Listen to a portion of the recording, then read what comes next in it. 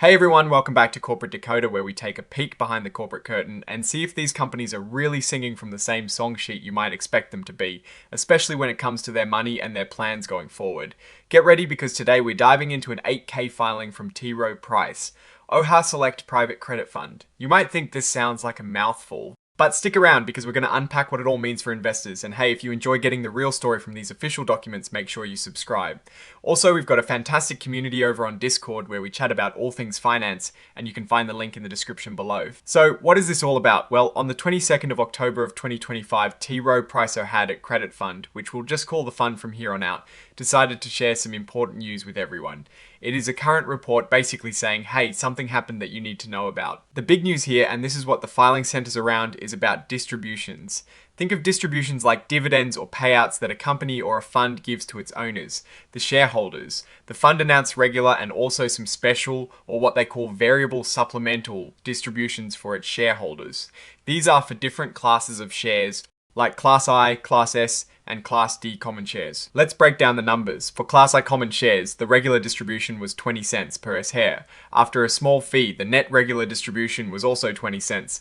Then there was a variable supplemental distribution, which added another 3 cents, bringing the total net distribution per share to 23 cents. Now, Class S shares had the same 20-cent regular distribution, but here there was a shareholder servicing and distribution fee of about 1.9 cents, leaving a net regular distribution of just under 18.1 cents.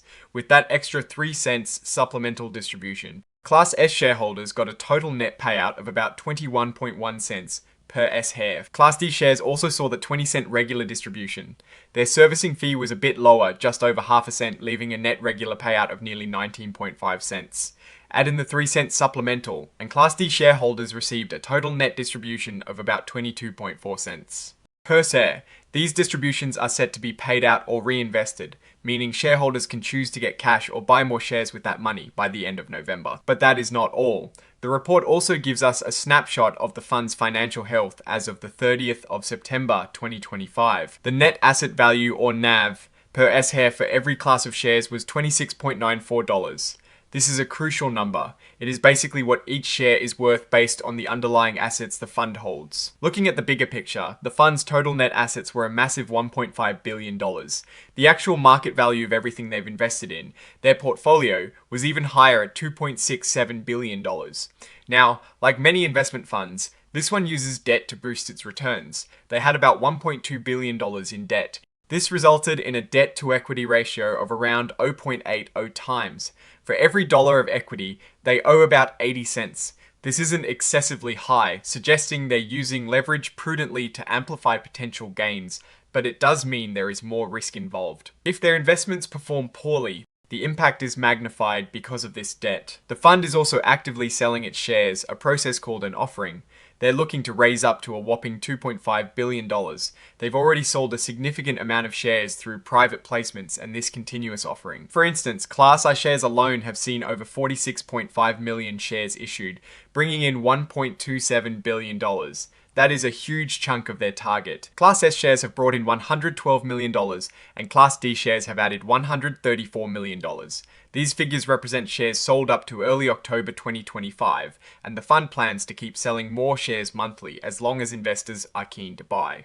So, what does all this tell us? The T. Rowe Price OHA Select Private Credit Fund is actively managing its portfolio, returning capital to shareholders through distributions, and simultaneously looking to grow its assets under management by issuing new shares. The distribution numbers show they are paying out income generated from their investments, which is what investors in a fund like this would expect. The NAV per S share at $26.94 indicates the underlying value of the fund's assets. The debt-to-equity ratio of 0.80 suggests a measured use of leverage, aiming to enhance returns without taking on excessive risk. The ongoing offering shows confidence from management and likely demand from investors looking for private credit exposure. However, it is always important to remember that private credit, while potentially offering attractive yields, can also be less transparent and more illiquid than traditional public markets. The fund's strategy depends heavily on its ability to source good deals and manage its debt effectively. With a large offering still underway, the success of this fundraising effort will be key to its future scale and influence. Ultimately, this filing paints a picture of a fund that is operational, growing, and returning capital. The distributions are a positive sign for current investors, and the ongoing offering suggests a belief in the continued opportunity within the private credit space. As always, though, due diligence is crucial. Investors should look beyond just these numbers and understand the specific risks associated with private credit and this particular fund's investment strategy.